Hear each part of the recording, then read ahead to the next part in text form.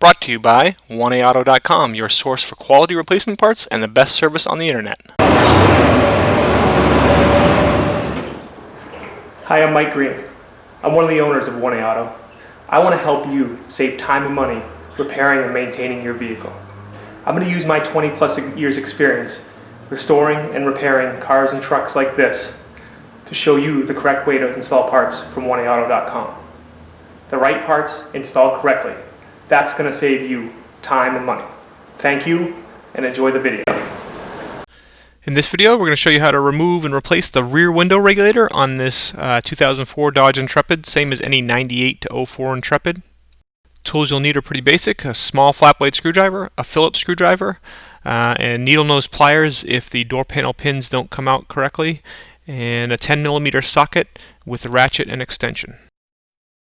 First, you're going to want to use a small regular screwdriver and pry out that right there to reveal a Phillips screw. Same thing right down in here. Okay, for another Phillips screw, so you want to remove that one, and then there's 3 on the bottom. One right there, middle, and there. Okay, so we'll do a little fast forward as I just remove those 5 Phillips screws.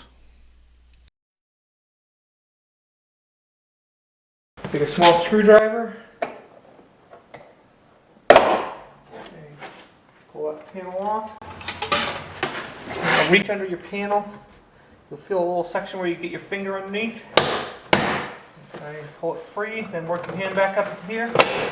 Pull that free, and you'll have to pull another clip free there.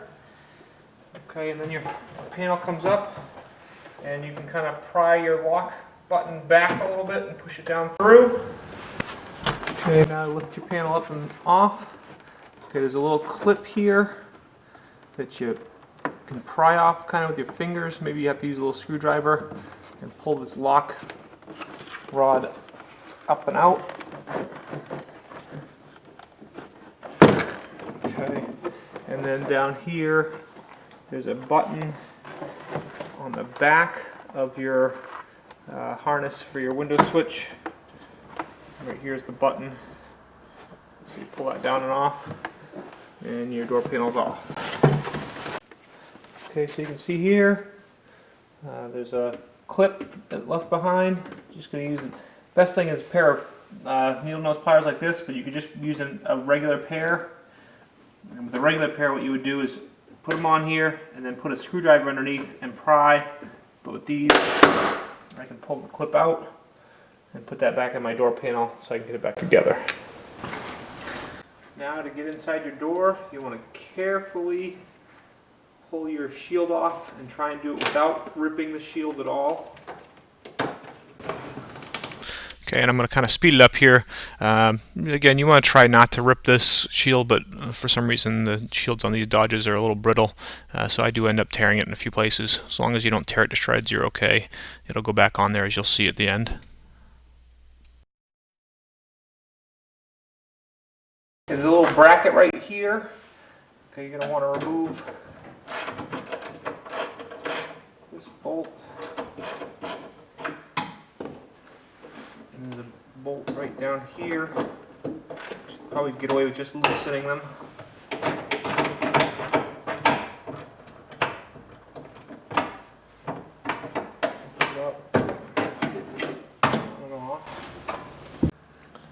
Okay, so you probably can't tell, but the window's in the up position. Okay, and what you're going to want to do when it's in the up position, there's a bolt there, and you can see that there's a larger hole next to it, and the same thing over here. There's a nut and then a larger hole next to it. So what you want to do is loosen up those 2 nuts, and then slide the track back and off.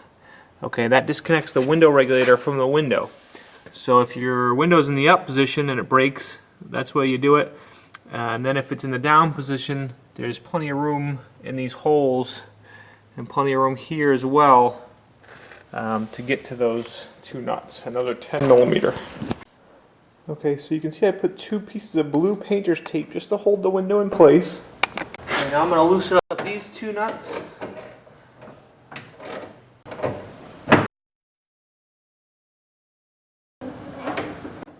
Okay, and now I'm going to loosen up all the nuts for the window regulator.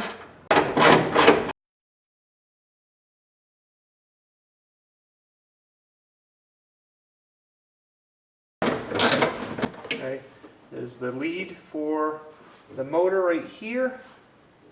I'm going to push a little tab right there and pull it down. Okay, so now I'm going to take a regular screwdriver. I can see the top of my track here. So I'm going to just kind of use a screwdriver to tap that back so that the bolts are now through the large hole. Okay, so you can see here I can push up on this. So while I'm pushing up on that, okay, I can pull my track off there. And then to pull it, now to pull it back off the back bolt, I'm going to stick my screwdriver through here between the track and the window, kind of pry down a little bit, and pull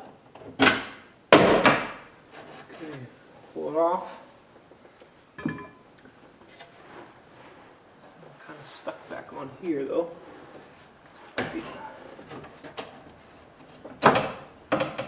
Okay, so now my regulator is separate from the window. I can pull my regulator up like that.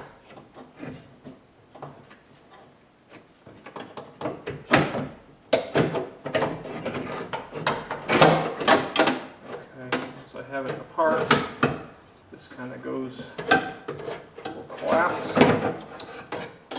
Pull it out. Okay, so on top is our original regulator. Here's our new regulator from 1A Auto. See, it's all the same. It even has the stud for the bolt here. I'm actually going to reinstall our original one because there is actually nothing wrong with it, and so I'm not gonna waste a new part on a car that doesn't have a problem. A couple things to realize: that our regulator does have a lead on it. That doesn't make much of a difference. You just kind of have to curl it up in behind the shield. That's really the only difference. Other than that, the 1A Auto is going to bolt in there. If you were putting a new regulator in, you would want to transfer all these bolts on to the new regulator. Okay, to put the regulator back in, feed it in beyond where it goes, making sure you get the bracket inside. Okay.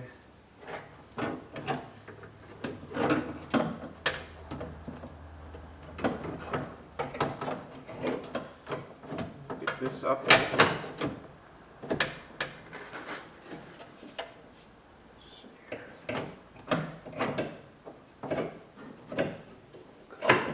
I need to get it somewhat up into place. All the bolts for this bracket lined up and down into the slots. I did take this bolt out, which it didn't need to come out, but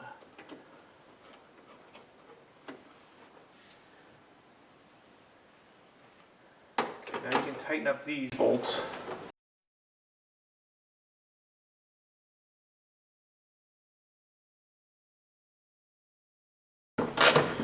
Okay, plug in your lead.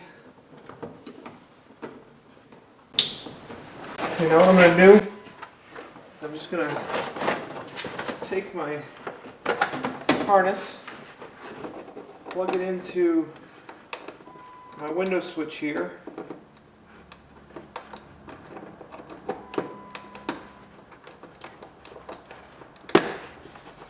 And run my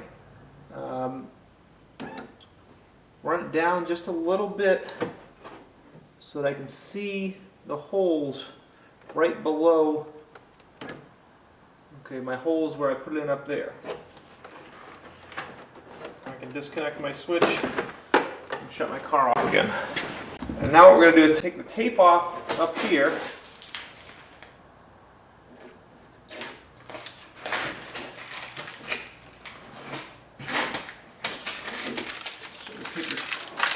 So take the tape off the window and then slowly slide the window down. Okay, and now we can see in here much better to put this track on. Okay. So put the track on, then slide it forward. Tighten up these nuts.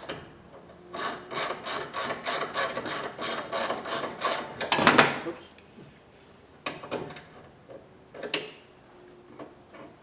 Tighten up here.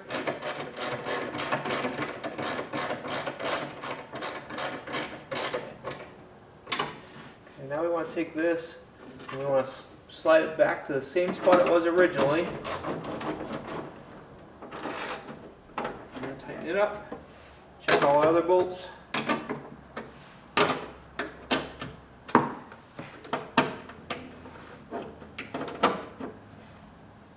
Make sure they're tight.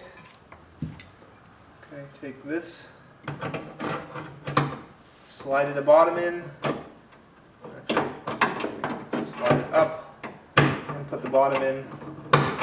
Slide it down. Okay, and now we'll speed it up here as we tighten up those two fasteners and then put our water shield back into place.